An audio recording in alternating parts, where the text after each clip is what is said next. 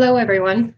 My name is Olga, and I am going to share with you today a little bit about me. This is part of the Millions Missing virtual rally. I'm from Stamford, Connecticut, and our rally couldn't happen today because of Mother Nature. And as we know, Mother Nature always wins.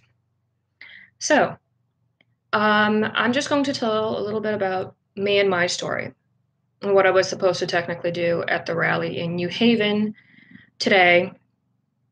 I was actually going to be the photographer and the videographer, but I can't do that because, like I said, we have rain.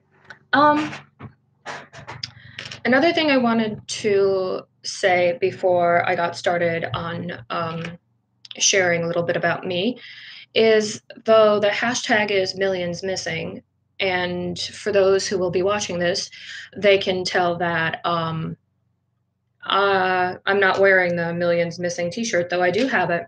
And the reason for that is because I'm no longer one of the millions missing. I am found. Um, I do have myalgic encephalomyelitis. I will not call it by its other name because that name is irrelevant and should not be even part of the diagnosis.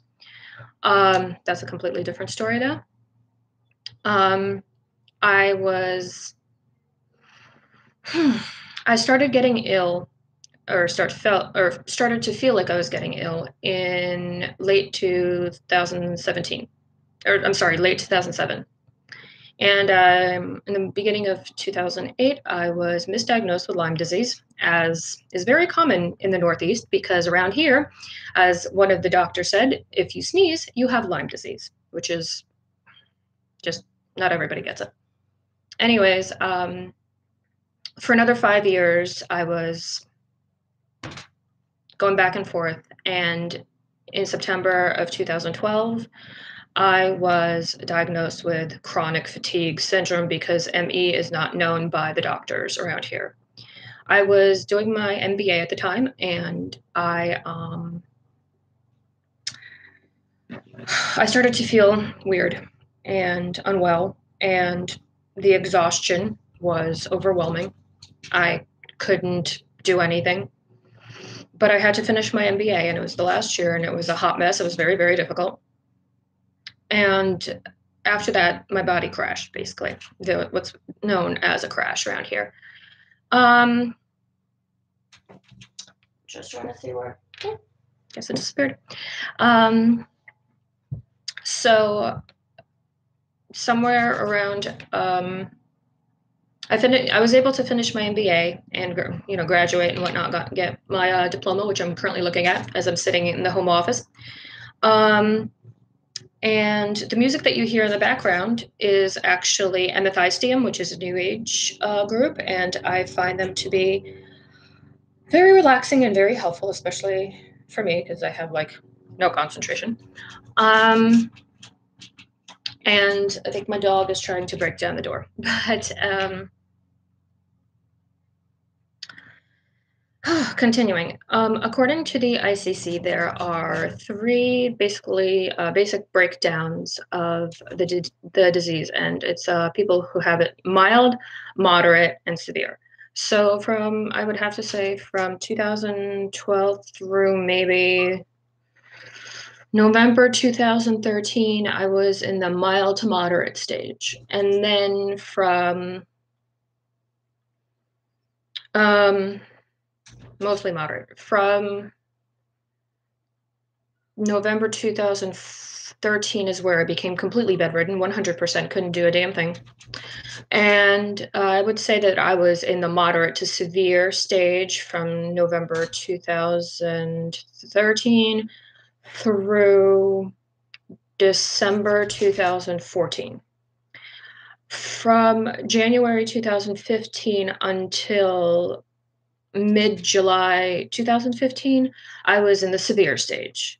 And then between middle of July to 1st of August of 2015, I was in the severe to lethal stage. On July 31st, 2015, I stopped breathing. My body completely shut down. I had had an operation that same month for a hernia that I was born with. And I was basically, you know, I'm not religious in any way, shape, or form, but needless to say, it wasn't my time. August 1st became the day of my rebirth, which, for anybody who's interested in finding out how I got better, or literally went from zero to like zero fumes or running on fumes to 85% or more walking for 8 hours straight. If you want to know more about that, please, send me an email, comment below, since this is YouTube, and I will give you the link to the story. It's a little bit personal, so I don't want to, and it takes too long to express. Needless to say, I'm 33 months into recovery now. I'm 85%. I have setbacks here and there, and as that is part of the how everything works. I will never be cured. I know that, but I was able to do something that I never thought I would be able to do. January 2017, I took one of my dreams out of the invisible storage that where they were chilling since I became ill. And January 31st, 2017, I started my doctorate. I'm a PhD student, online, very accelerated program. I'm finishing up my 9th class now. As in like this weekend, I have a final paper to write, which will be doing after I'm done with this video. And I'm doing my dissertation on ME. Those that are friends with me on Facebook know what I'm doing. And I look forward to putting a nice big dent into this mess. And now, before I continue, I want to read 2 of my poems that I wrote while I was bedridden, because that's all I could do. I couldn't do any activism. I didn't even know 99% of what I know now, maybe even 100% of what I know now. And so all I did was write. Since I'm a writer of different genres and an author and writer of poetry. I'm a published author. So I'm going to just quickly jump on my iPhone and read you the 2 poems that I was going to read at the rally today, but as we all know, that did not happen. Okay, let me just quickly go and find them. Right, they're right, one right after the other here. Oh, good Lord. Just 1 second, though, because my dog is breaking the door down. Oh, thank God my mother got him. All right, so the first poem, and ironically, it actually has the Millions Missing logo picture as its picture. This poem is called Human Moments. Bathing, brushing hair, teeth, getting nails done, a facial, driving a car. All these are just our human moments. People do every single day. Without a single thought. Yet for someone like me, each moment, each task, each completion makes me feel like I belong to the world. It makes me feel alive, lighter, that I haven't been forgotten, left behind. This world keeps turning. Time doesn't stop for anyone. These human moments allow me to move along with it. When you open your eyes in the morning, start getting ready for work, your life. Please don't take your human moments for granted. Because for some, for many, they are everything. Just because we're ill doesn't make us weak, crazy, forgotten. Do not forget appreciate everything always. We aren't hermits by choice, but by circumstance. Beyond the fog, the darkness, there is a hollow light. It flickers in the distance. The light of day brings hope when there is none. Music is our savior. Words are our power. And these human moments are our salvation.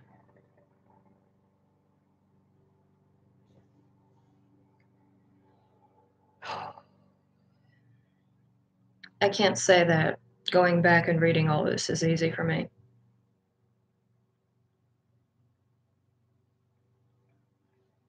The next one is called To Be Me, and it rhymes. I don't usually write rhyming poetry, but some do, and this came out of me in that way. So, To Be Me. The first snows of the season I see out my window for a reason. The bed has become both prison and sanctuary, not letting the seeds of my soul ferry. Cold, unforgiving, frozen white. And I pray with all of my might to be free, to leave my house, my room, to dust off the ever present gloom, to be back in the world, to be free, to live out my dreams, to be me. For now, patience and time I must bide, because this illness refuses to hide, being ignored by people held dear, who speak to me but twice a year. You live, you learn, you move on, when trust, love, respect are gone. Yet I know in this dark tunnel, there is a light, and I know I have to climb the height, to reach the edge, not look down again. Of MECFS, I am no fan. My iron will runs through my veins, as goals and dreams stream through my brain. I am still here, and here I'll stay. I shall never go away. Someday soon I will heal and be free, to live out my dreams, to be forever me.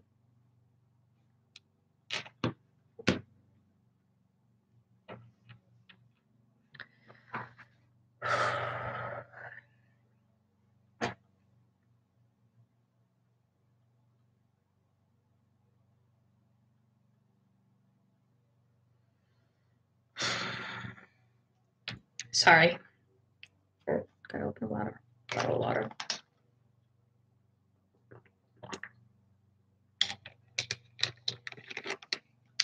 I made a video when I was bedridden. It's 17 minutes long. This one might actually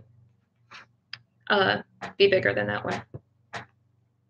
And that's also here on the YouTube channel. So if you want to see what it was like for me back in 2014, I think I made the video.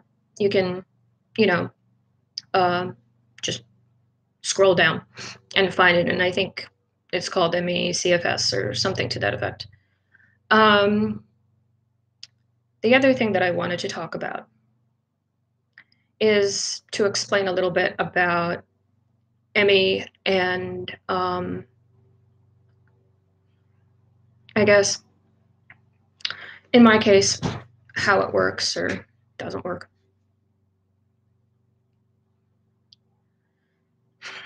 There are two pretty big viruses in my body. Epstein-Barr virus, which I think is the biggest cause for the being bedridden portion. Thankfully, it is, knock on wood, inactive. And Hashimoto's, which is a thyroid condition. Now, for many people who have hypothyroidism or hyperthyroidism, whichever, there's different factors of why. Why did they get that? Hereditary or whatnot. In my case, it's a little bit more complicated than that. See, I was born in Slutsk, Belarus, USSR in 1983. On April 26, 1986, when I was 3 years old, day after my father's birthday, a catastrophic explosion occurred at the Chernobyl nuclear power plant. I'm sure you all who have read history know all about it. See, the problem with that is that 60% of the nuclear fallout fell in Belarus. And if it wasn't for Sweden and if it wasn't for Germany, they probably wouldn't have ever told us the fact that the radiation cloud circled the globe. So on May 1st, when I was at the May Day parade with my mom, is when, oh, by the way, oops, my grandfather being known throughout our city was able to get me to the train station where they had a Geiger meter. And they, checked me, and I was supposedly in the clear. But that Geiger meter was for adults, and I was 3 years old. So who the heck knows if any of that and ever entered my body and stayed. So something that happened 32 years ago continues to haunt me because I will never know whether the Hashimoto's is due to the biggest nuclear hiccup in history.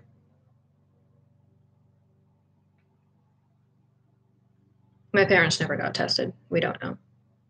Neither did my grandfather. He's still with us, by the way, 94 years old. So there is a lot. There is a lot. But, and I did have a setback last year for the Hashimoto, so I'm on Armour now.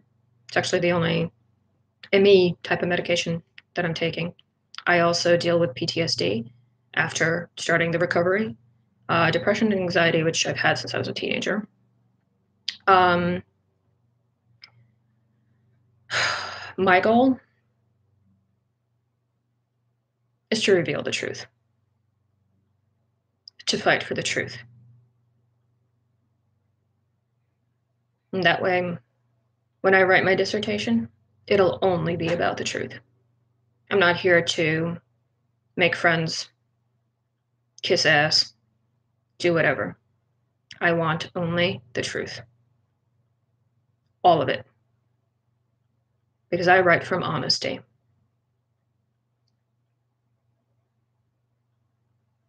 I will always be there to help my friends in the ME and other chronically ill community, no matter where I am, where I go, how I do things. I may be one person, but I've faced greater odds. I've stared death in the face. Literally.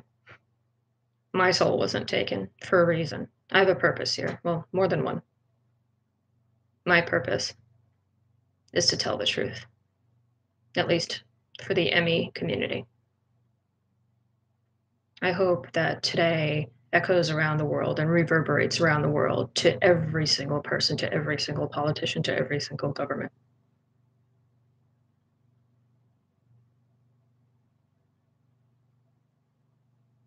I want to end on a certain note. For those of you who have ever seen the movie Independence Day in 1986. No, it's not no, I'm not going to go alien on you. It's just part of a speech that I kind of reworked in my head.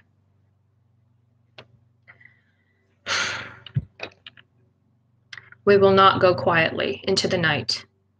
We will not give in without a fight. We will go on. Our voice is strong. Today is our ME Awareness Day. God bless.